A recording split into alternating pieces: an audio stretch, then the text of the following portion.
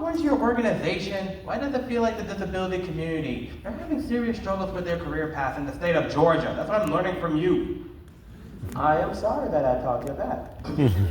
And this isn't the only time. Okay. Two examples. Thank you for your question. That's all I'm saying, I'm sorry. No, you're fine. Thank you for your question. The truth is, career can be complicated, but complex is not necessarily wrong. When we deal with complexity, we understand that, hey, people have different choices, and one can take a very easy path and go, I want to put everybody to work at the exact same place, everybody go buy groceries. But when you really want to build a career, what's your interest? Well, you got me there. I'm already aware. Thank you. I'm well aware of what you're talking about before I answer that. You see, you demonstrated how those individuals you helped out, they have career interests. Yes. However, before your organization came along, you demonstrated how others have been taking advantage of them. I'm not gonna say a word. You explained it perfectly. I just feel sorry they've been manipulated. But thanks to you, you figured out their career interests exactly. You perfectly, I have to admit. And you helped them find the exact locations where they deserve to work at. Well, in my case, one of my career interests is childcare. I'm aiming to earn that on my own, but I did earn another job of my career interest, which is advocating. It's only once in a while, but I'm happy as a subject matter expert in AHRC NYC. Awesome. All right. Thank you so much for your question.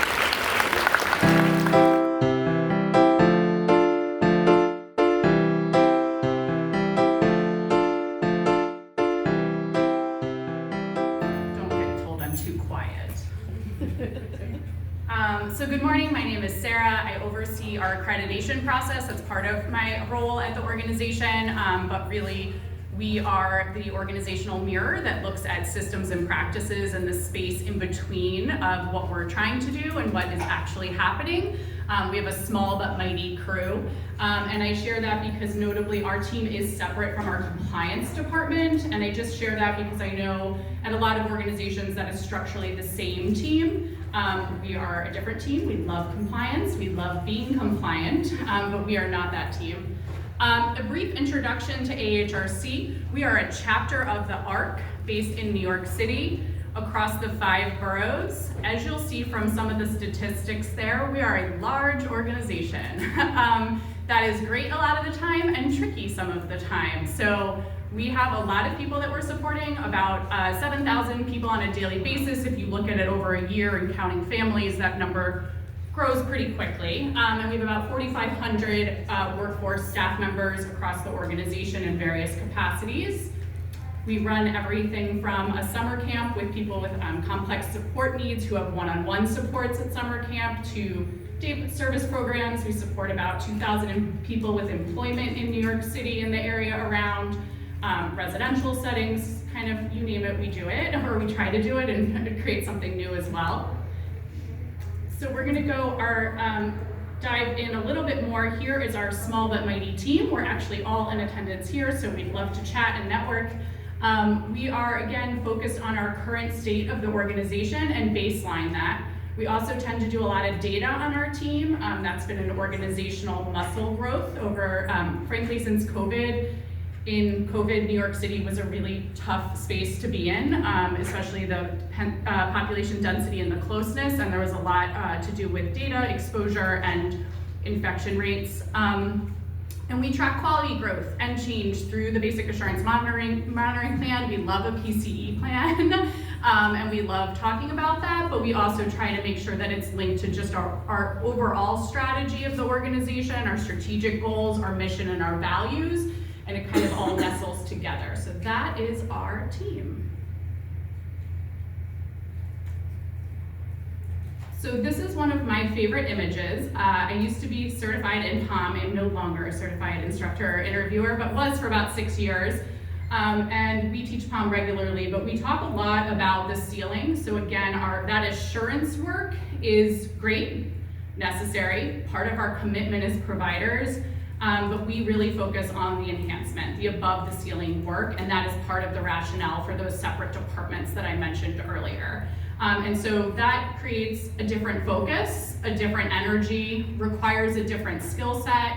My title is also innovation, which delightfully has me in all different spaces all the time, but that's a different skill set than the assurance work requires. So firefighting. I'm also a social worker, so I love a micro-macro conversation. A lot of our field, especially now, is focused in this daily grind.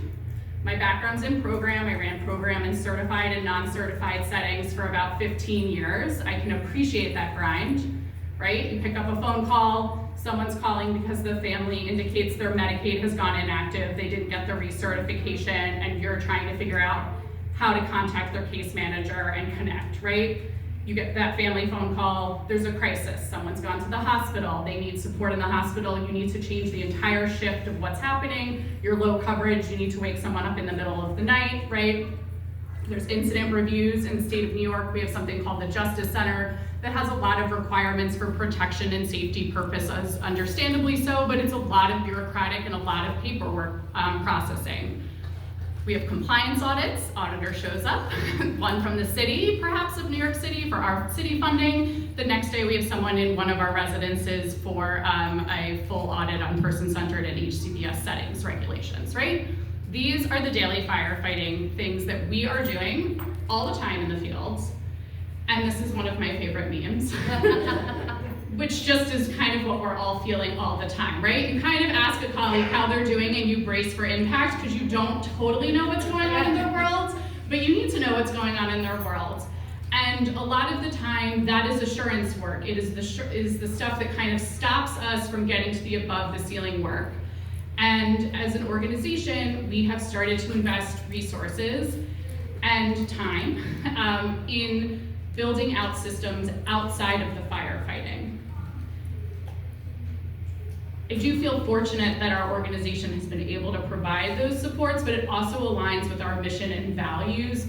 There's no way to support equity and neurodivergence in a full way if we're just putting organizational resources and assets into assurance work.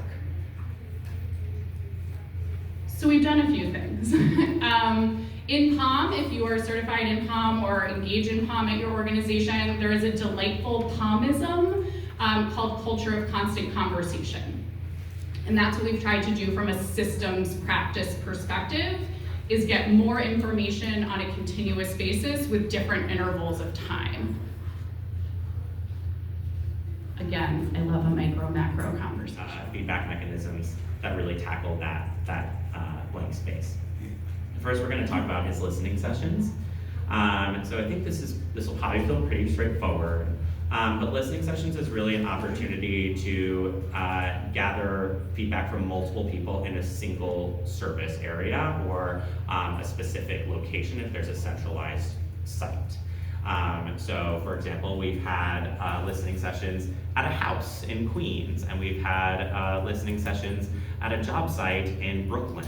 And that's really for us to gain the opportunity to learn about the general experience of folks at a specific place, but also engage in that personal conversation and provide opportunity for follow-up with people individually if there are things that, again, they want to see different about the service that they receive.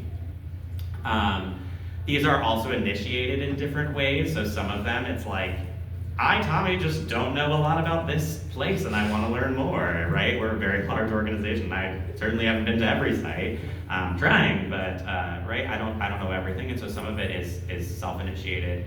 And then some of it comes from our department leadership as well. So a department head is like, hey, getting the sense that people aren't super satisfied, would you go out and do a listening session and learn more about people's experiences? Or, hey, we have this really cool thing going on, we want to uplift it, would you like to go and learn more? So it's really an opportunity for us to follow up on things. We also did one based on our satisfaction survey. So we saw a few people indicate that they were less satisfied at a specific site. And so we said, okay, rather than Tommy calling these 4 people individually, I'll go out and try and do a listening session with a bunch of people to learn more if this is like a general experience or if this is something that needs that individual follow-up. Okay, did I forget anything on this? Great. Oh, I think the only thing is the organization satisfaction survey. We worked with rights and advocacy on the templating. Yeah, that's a great point. So for the organization satisfaction, I'll go to the next slide. For the organization satisfaction survey, in addition to like consulting the Easy Read guide, we did talk to some of our, for those of you who were in our session yesterday with Michael, we did talk to some of our subject matter experts. So subject matter experts at AHRC are people who are supported by the organization and are paid employees of the organization to give feedback on what we're doing, what we're working on, not just the experience of their services. And so consulted with subject matter experts before we put it out into the world. So this is one of the, we created some materials to hand out. I'm big on the materials. And so we made a trifold pamphlet talking a little bit about how to leave feedback if folks are less familiar. This was also created, you guessed it, with subject matter experts. One thing I'm really excited about is we have the opportunity for folks to submit feedback online, but we know that for some folks that might not be the most accessible option, and so we do have a hotline for folks to call. But one of our subject matter experts talked to me, pulled me to the side and was like, I'm someone who gets phone anxiety. And I was like, great, let's write a script. So we made a script that folks can read, and there's some fill in the blanks of things that to talk about things that they like, things that they don't like when they call the hotline. So there's a little less anxiety when coming forward about feedback, especially if some folks might feel like they're being retaliated against for making them trouble. And so on the flip side of that is some information, hi CQL, about POM. So for folks to learn about what POM is, how to have a POM conversation, all that good stuff, what happens during and after a POM interview. And then finally, this is publicly accessible material, so we have a little bit about what our feedback and complaint process is like. And then this is a flyer that we give to programs, residential settings for folks to hang up. So in case a brochure isn't the most accessible option, for folks to be able to just scan the QR code or learn how to leave feedback as well. One thing just to note with you'll notice it says the compliance hotline because of reporting requirements. It does go through compliance. They double check that there's nothing, right, and they triage to kind of the appropriate department. HR would get any human resources concerns, we get anything quality related, and they hold the compliance concerns just to have a single point of feedback and documentation for accountability. So we hope in addition to the grid of kind of knowing these different things and kind of the combination of work, we thought it might just be helpful to see the frequency and cadence in which we're doing these. I think these things can singularly be helpful to an organization, but I think what's unique is kind of the continuity of all of those together and the kind of just the delightful constant grind, I will say, of that work. It's something we're really proud of that we've built out, and I think gives our organization invaluable information. I know for me personally, it gives me invaluable information to be able to come to the table and lead better or partner better or collaborate better or polite confrontation in a better way. But also to receive feedback, it also creates that feedback loop where people know who we are and they can also reach out to us to ask questions or bring up concerns, right? There's that back and forth always. So that's a little bit there.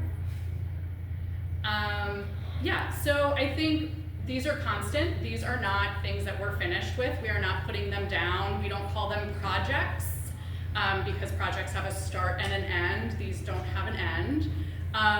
We do catch things a little bit more proactively and see, I think we see that in our satisfaction surveys, right? Of the 1,800 responses, there really was only about 37 that required follow-up from an organization, so that's a really small number, and most of them had something to do with service access, which I'm guessing you can all appreciate is very complicated, waiver enrollment, right? Things that are sometimes outside of the scope of our total control. We can anticipate needs before they become gaps. So if we start seeing that everyone needs their room to have new furniture, or they want more different wall color, right? Then that's a conversation with residential for them to proactively budget for something if that needs to be anticipated. And short-term fixes versus long-term growths, I think a lot of the time we want to make people have the here and now, but we don't think about what looks like in the future. I think that's that's the big thing. And again, the sharing space, people do identify us as the people who work at the main office. And we do try really hard to say, yes, but we're out and about a lot of the time. So we do try to, I guess, de-identify as that. And then there is the Autistic Self-Advocacy Network guide is publicly available. I encourage you to reach out to them. I know Easy Read is a little bit tricky to figure out, and there's different standards and protocols, but they do have that, and they have plain language guidance as well. Okay, fast talked enough, I think, for budget. Yeah. You're good. Okay. 30 minutes. There you go. Yeah. So we're happy to receive questions or clarifications. Yeah. Department surveys, how are those, because you said it could be one day, it could be, and then you showed the frequency, so how do you implement those? Yep, so the departments have, so the platform we choose to use is SurveyMonkey. It gives a pretty clean collection of data at the end. So those are open resources. They also meet the HCBS standards as well, so that's like a delightful double win of things. So the teams engage in those. Residential, Mike will correct me if I'm wrong, you try to do more yearly. Yes. Yeah, so they like to cohort and look at it on a yearly basis, so that'll be happening in the winter time. But if someone's new, they engage in the survey. Adult Day Services tends to engage in it as people are new, and then intermittently as they need, and then their leadership can filter by location. So if you are the leader in Brooklyn and you oversee one location, you can filter and then look at the trends there. There's also the option now on SurveyMonkey, which changed initially. Yeah. It started, we had to provide back-end access. You can email the survey results to an email address at the end, and so that also helps program get the information right as they need it. So they're established surveys, you have a schedule, and so it's a set format, it's not like it's an informal process. Yeah, no, it's a set format, yes. Thank you. With the QA hellos, can you kind of elaborate on that a little bit? Is it more like you're just going there observing, just generally interacting with people, or is it like you're going and meeting with people and interviewing them? Yeah, you want to explain that one, or you want me to? You can take it now. Okay. So we are not interviewing. It's not formal. We don't tend to look at a book, a file, like look on anything online. We are meeting with people and just getting to know them. So we defer to the program's time of day that they want, day of the week. We might aggregate a few options, like give 3 or 4 options and say, at first, sometimes we would do phone calls to explain the purpose so people weren't nervous about us coming. But now people know enough, at least like the regional leads know enough to help explain it to their team. We'll also send that QI hello overview, which is like, we're looking to get to know the group. And we usually get a tour of the location. We might watch and be there for different parts of the day. So we might be there for dinner time. And we ask open-ended questions. It's a little more fluid, I would say, and artistic in that end, but Tommy and I do the bulk of them, and I would say our style is pretty similar, but we will ask questions like, what's going really well here? What are you super proud of? What's been a challenge that your team has overcome and it's gotten, you've gotten through it and you're really confident about? What are things that aren't going as great and you want more support from the agency on, right? Sometimes those are human resources issues, so then I make a nice connection to our human resources team. But a lot of the time, it's just, there's an eagerness to learn, there's training ideas that have come forward, so it's more conversational.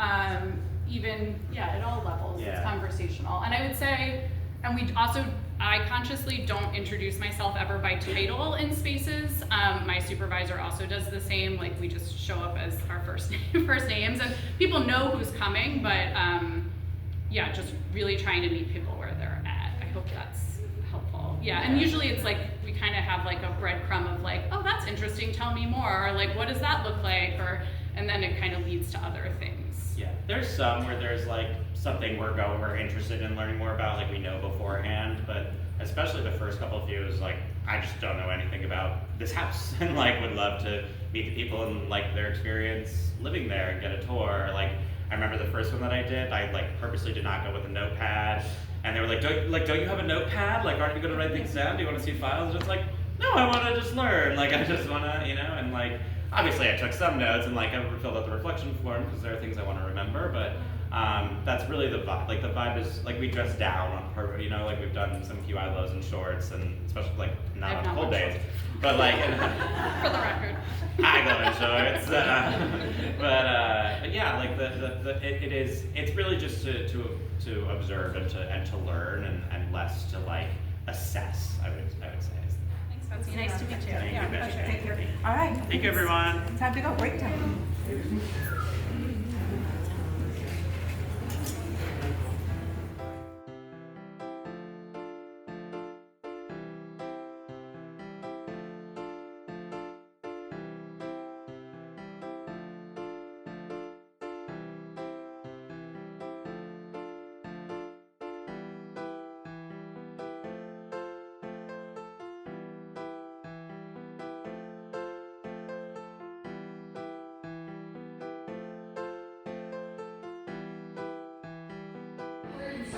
One of the programs being recognized is the Staff Development Initiative, which benefits DSPs by strengthening workforce skills, fostering career paths, and bolstering the voice of staff members. The organization works with DSPs to establish individual SMART goals. SMART meaning specific, measurable, achievable, relevant, and time-bound, to help them in achieving their personal and professional objectives.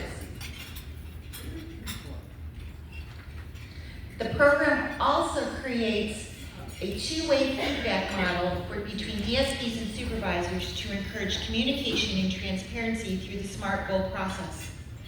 The second initiative is the Enhanced Supportive Individual Residential Alternative Program.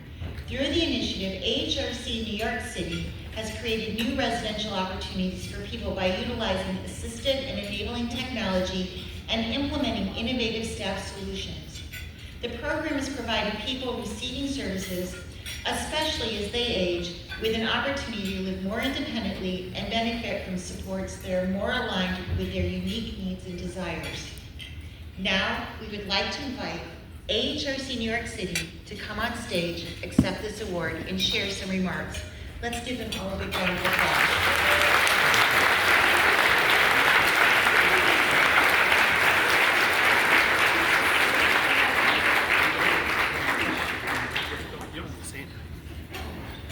Hi everybody, I'm Mark Downey, and I'm really proud to be the CEO of AHRC New York City. In case you're wondering what AHRC stands for, I get that question all the time. It's Advocacy, Humanity, Reimagination, and Change. And these very generous awards are grounded in that belief that we can make change, we can reimagine how the world can be with disabilities and our workforce. And very importantly, that we are partners in solutions. When I do orientation every 2 weeks, one of the first things I say to the new staff is that I expect you to find problems. Please go find some problems and bring a solution. When you do, your brain chemistry changes, and you can change the world when that happens. And I'm really proud to say that these two colleagues have helped change the work at AHRC New York City for the better. I want to give them both to take a few comments.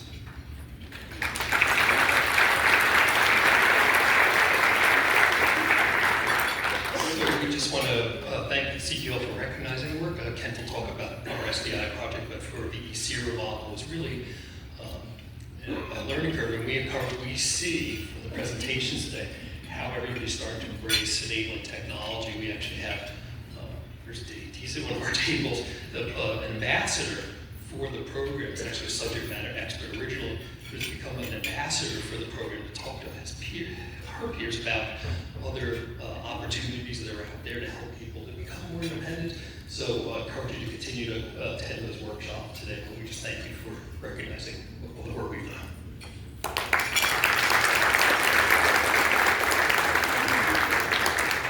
Thank you, everyone. The Staff Development Initiative really represents our commitment to enhancing the quality of services and supports through innovative staff development by fostering meaningful meaningful collaboration and transparent feedback, SDI really reinforces our identity as a truly person-centered organization, one that values both the people we support and the dedicated employees who make that mission possible. So we're really excited to continue it, and we really feel that it really captures the essence, and a lot of the feedback that we've gotten from the staff is that it's really enhanced the quality of life of the people supported in a person-centered way. And that's what we really weren't expecting, but we really love that and want to continue it.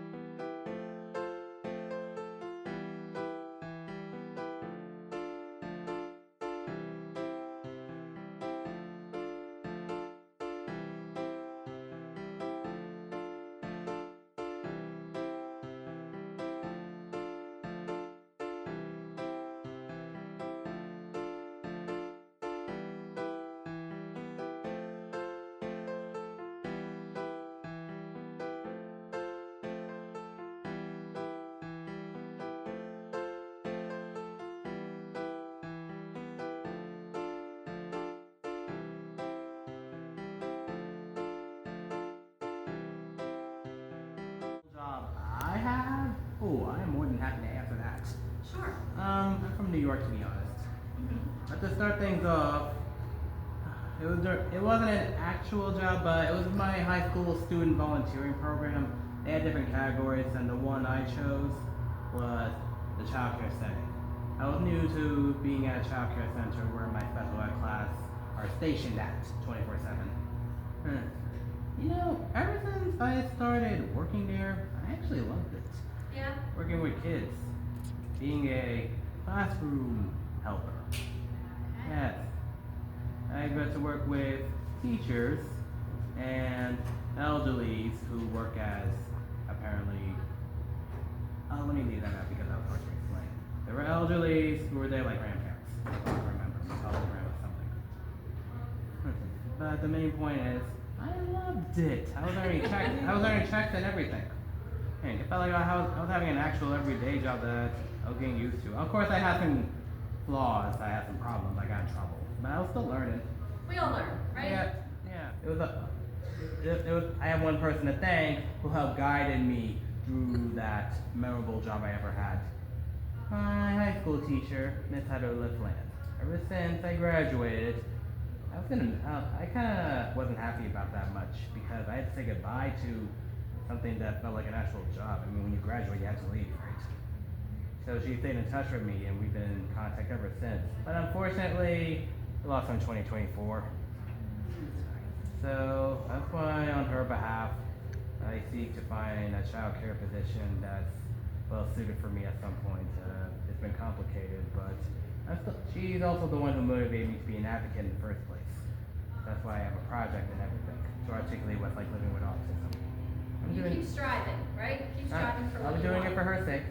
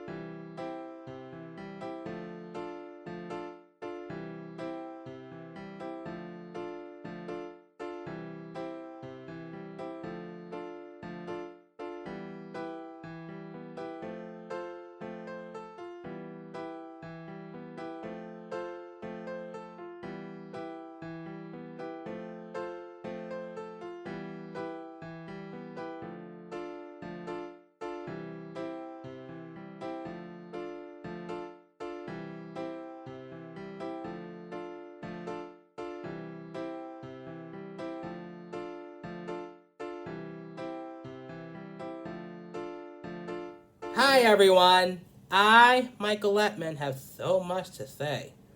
Starting with yesterday, as of this video, there were 2 things I left out, which I didn't mean to. There was that session from National Leadership Consortium on Developmental Disabilities. Other than the aspects of leadership, many different types that are too complicated for me to understand, there was this: how leadership can promote change. I'm pretty sure from my perspective, the autistic community has difficulties adjusting to change, especially in their lives. I know I have, back in my past.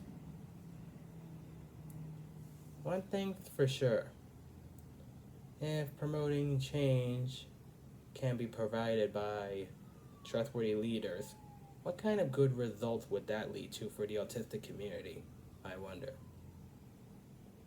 I may never understand, or even know.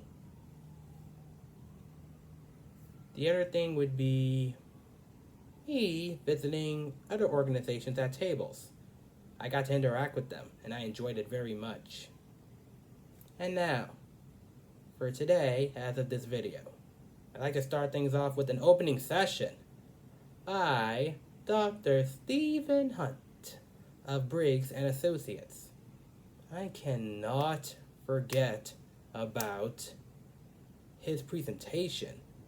I got to learn how his organization were definitely a big, much-needed help for the disability community in Georgia because of their career paths. One of his examples was a gentleman who has the same name as me, another Michael. From what I can remember, this Michael had chosen somewhere where he would like to work at, but got denied. That's one of the reasons why he lost hope in himself. And then that organization came along, and when he finally got in,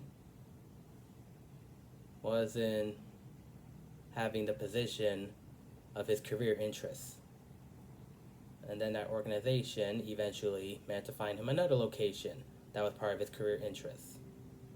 Thus, that Michael's succeeding on his career path. And then there was this gentleman whose career interest was cooking. Got hired at a fast food restaurant, but they took advantage of him and gave him a different position, like they were using him or something. Didn't like that. And then Briggs and Associates were kind enough to find him the perfect position for his career interests. Now he's a chef at a university. And then there was this other gentleman who I'm having a hard time understanding. Worked somewhere, and then his coworkers were complaining about him behind his back because of his disability-related reasons. Maybe his personality. And then Briggs and Associates were kind enough to help that guy out as well, finding a place of his career interests. He likes golfing. That's why he has a position at a golf course. And it has something to do with golf carts. That's still good news. Dr. Stephen Hunt was even kind enough to answer my question. He demonstrated perfectly about the work of his organization, which I am very grateful towards. Next, there was this session by 2 of my bosses, Sarah and Tommy. The main purpose of their session was feedback loops to ensure the experiences of our people across our organization are focused on. Working really hard to see what's great, allow AHRC NYC to take care of many good results for our people across AHRC NYC. It was a little difficult for me to understand during that session, but I was there for them, and I'm pleased with that. Plus, some of their attendants had questions, which they answered very well.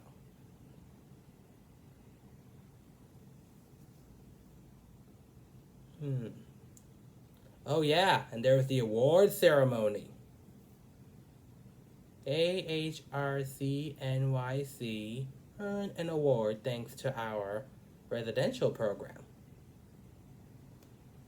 I even got to meet another Michael, who's the senior vice president, along with his colleagues, who I got to interact with as well. Not only that, I even got to meet the CEO of AHRC NYC himself, Marco. He was right there on that stage, and I observed him as he spoke. I'm grateful to that residential program and all their hard work. I even got to observe other organizations earning their awards as well. And then there was that session from an organization who are a big help for the disability community in Philadelphia on their career paths. I already don't remember much of it, unfortunately. I do remember they've done some work at a Dave & Buster's in Philadelphia. Probably adding fun and work together. If that's true. I think I like that. However, they were kind enough to hear me out as I answered a very important question for them. What was the most memorable job in my life?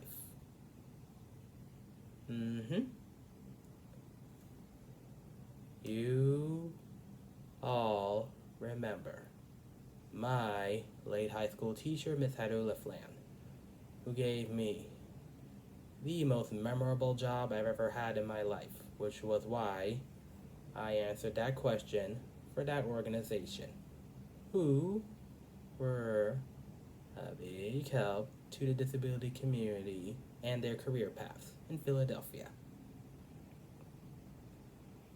And then there was that session from an organization who are a big help with the disability community and their career paths in Tennessee. Most of their presentation was a little complicated for me to understand. However, I got to learn that enabling technology definitely improved the lives of the disability community in Tennessee. And from what I saw that certain slide, I was happy for that individual. She even demonstrated a very famous rule: never judge a book by its cover. And then there was that video. How enabling technology definitely helped out with the lives of the disability community. I got impressed with that video. And I think I better end things from here before my memory gets jumbled up. These are my final words.